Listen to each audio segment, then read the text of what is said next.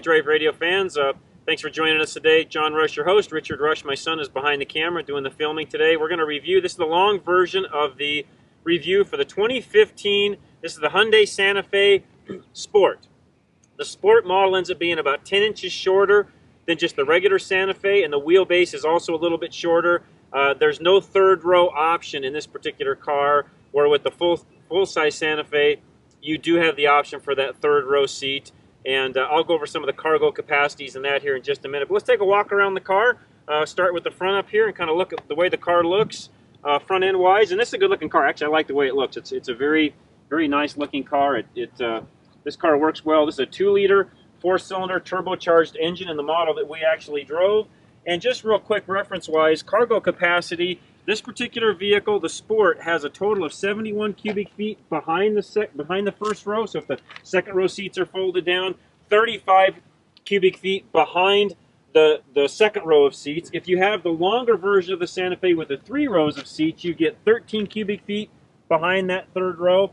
You get 40.9 cubic feet behind the second row, and you get 80 feet in back of the front row seat. So that just shows you how much difference there is between the Sport and the regular. This particular model, which we'll get into when we come back here in a minute after we do the driving portion, we'll go through the interior. It does have the automatic lift gate, so if I'm away from the car and I walk out, it'll actually pop the hatch. We'll show you that here a little bit later. But again, the 2015 Hyundai Santa Fe Sport. This is a little bit shorter version of the Santa Fe. Makes it a little bit easier to drive. If you don't need that third row seat, frankly, it's got plenty of room inside of it. We average 30 miles to the gallon in this vehicle. So tell you what, let's take a quick drive. We'll come back, do the interior, and I'll give you my opinions at the end of the review. All right, folks, hope you enjoyed the intro. We'll do the driving portion. We'll come back and do the interior portion, talk about the smart lift gate, which automatically opens and shut. I'll show you that just as soon as we come back from this driving portion. Real quick, just going over some of the interior features, which we'll get into some more details once we actually get back and I can go through the interior. One thing that's interesting, inside the compartment here, there's nothing as far as USB ports, power ports. Those are all down here, so you can see USB port and your auxiliary port input is here. 2 power ports there. Heated and cooled seats are here. Parking assist is right here. Dual climate control, fan operates here, and the rest of the radio and stuff I'm not going to go through because it's pretty standard stuff. There's no geofencing and things like that we had on the Kia that we drove the other day. Outside of that, the rest of the car works great. The gauge is very easy to see. We've been averaging, again, around 30, I want to say about 30 miles to the gallon. 28.6 is what it says now, and I did some city driving last night, so if I'm on the highway, it's around 30 miles to the gallon. Very nice car to drive. Very enjoyable. Again, if you're interested in this car, please go check it out at your local Hyundai dealer. Tell them John and Richard Russ sent you. Let's go for a real quick drive, and we'll head back and we'll go through the rest of the interior. But driving the car, that little 2-liter turbo engine has great pickup. It works great. This car's quiet. It's good that way, and I'm going over some pretty heavy bumps, so sorry for the camera shake, but just kind of showing you how well the car actually works. It's a very comfortable car to drive. Very easy to park, maneuver around. It's got a nice turning radius.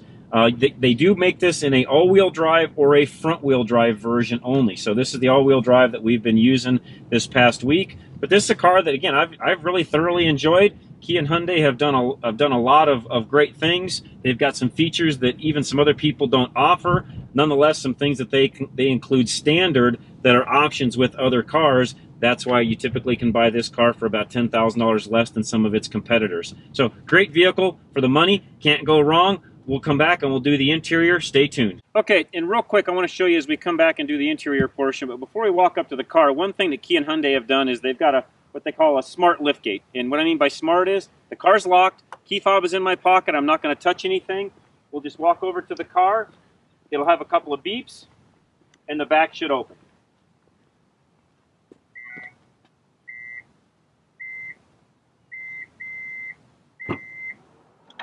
And there we have it. Didn't have to do anything. Key fob's still in my pocket. The rest of the vehicle is still locked. I can unload whatever happens to be in my hands. The one nice thing about the inside of this that I really enjoy, it's got some great cargo capacity, storage capacity inside built in, which I really like, dividers and such. Another compartment back here, same situation. Jack over here, of course, but then more storage over here to the left.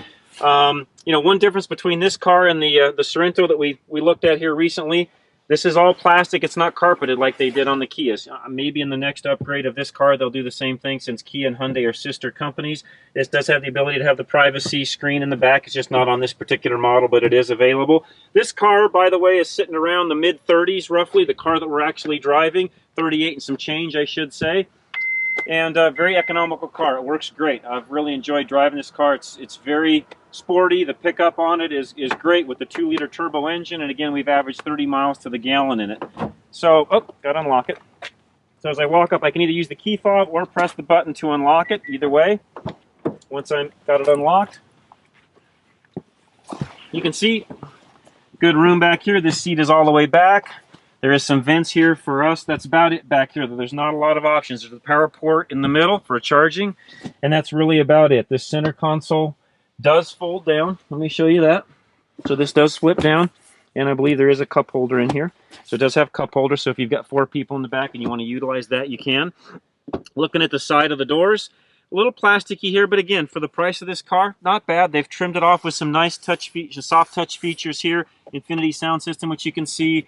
And of course, it does come with the handy sunshades in the back, so if you've got small kids or you just want to keep the inside of the car a little bit cooler, you can. But again, not great room. One thing that I would like Richard to show maybe from this angle is the big, huge, long sunroof that's in here. It just gives you really a real open feeling, sort of that convertible feel, if you would, but yet you can open and close it as you see fit. Just the front opens, of course. But as I climb out, you can see, real easy to get in and out. The way they've sloped this makes it easy for you ladies to climb in and out. Even though this is a shorter version of the Santa Fe, still makes it real nice to get in and out. The car just works tremendously well. Love the lines, the looks of the car. We talked about that in the opening, but I'll tell you what, I'll open the front, I'll hop into the driver's seat, and I'll meet you around the other side. Okay guys, one thing I forgot to show you that Richard pointed out when I was in the back seat is, he'll show you over here on the side, the back seats of this car are heated. So there's the button for it over there, which I forgot to mention. So back seats are heated, front seats are heated, and actually cooled, so heated and cooled front seats. Some of the stuff on this portion we showed you in the driving portion, so I won't go through all of that now. Nice, soft features throughout. The seats are comfortable. They've got good lumbar support. I really like driving this car. It's a very comfortable car to drive. Some of the other things that are kind of cool inside, it does have a glass, which not every car does this anymore. So place for your sunglasses up here. All your roof controls are up here where you can run the roof back and forth. Glove box storage, of course, over there. Center console here, which, again, nice, roomy center console. Plenty of room to put things. Cup holders, of course, there. Cup holders, of course, over in the side panels, in the door panels of the side of the car, I should say. This particular car versus the longer version of the Santa Fe is only about an inch narrower. You know, it's not a lot of difference interior-wise when you're up here in the front seat from a full-size Santa Fe. Again, some of the things that come on this car, of course, Bluetooth capability for your phone. You can control the radio. Cruise control, of course, is over here. It does have different modes as far as how the steering wheel actually feels as you're driving it. I talked about that in the driving portion, of course. Heated steering wheel, active eco mode. It does have, of course, a anti-track or traction control that you can turn on and off. Again, very well-equipped vehicle. Electric mirrors, all the windows are automatic from the driver's side, of course, just like all other vehicles would be. Automatic on the 2 front windows going up and down by themselves, which is a click of the button.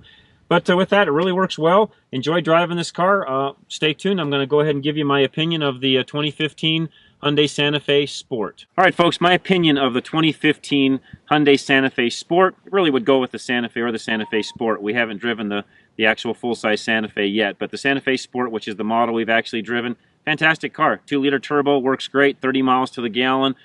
This car works fantastic. Again, Hyundai Kia, great job, guys. You're doing a fantastic job building a really nice car. You're a very mainstream brand anymore, despite what some other folks out there might think. Would I buy a Kia or Hyundai? Absolutely. Great value for the money. Again, this car in the mid to upper 30s works fantastic. I've enjoyed it. All right, so pros and cons. Pros, great price, great value, great power, great fuel economy. Everybody that I've seen with this car, or everybody that's seen the car that we've been talking to, loves the look of the car. In fact, we've had several people talk about how this may very well be an option for them as far as buying a car. Would I buy the Santa Fe Sport or the regular Santa Fe? That's going to be up to you. Depends on how much room you need. If you need the 3 rows of seating, a little more room in the width of the car, that's totally going to be up to you. There's not a lot of additional width in the car. You'll have to go out and test the 2 cars to determine which one's right for you. But cons on this car, it's kind of like the Sorento that we drove the other day from Kia. I can't think of any cons. This car works fantastic. It's a mainstream car, 100,000 mile powertrain warranty, 5-year roadside assistance on this car. You know, Kia Hyundai, you guys are doing a great job building a great car. And guys, with that, stay tuned for our next review. Appreciate it. All right, folks, hope you enjoyed this review today that we've done for you. And as my son always says, check out all the rest of the reviews that we have. Please make sure you go out and drive whatever car it is you're looking at yourself. Don't go off of any review that you watch, either ours or somebody else's or what you read. You need to go out and experience the car for yourself. But remember, we're on air, Drive Radio, every Saturday, 10 a.m. to 1 p.m. Mountain Standard Time. That's here in the Denver, Colorado market. You can catch us on the TuneIn app at 560thesource.com. Just look for 560 here in the Denver market. You can also watch us live on YouTube. We stream our broadcasts every Saturday on our YouTube channel, Drive Radio, all one word. You can also find us on our website at drive-radio.com, and you can listen to us live right on our radio station's website, which is 560thesource.com. With that, we're out of here. Hope you have a great time, and thanks again for watching.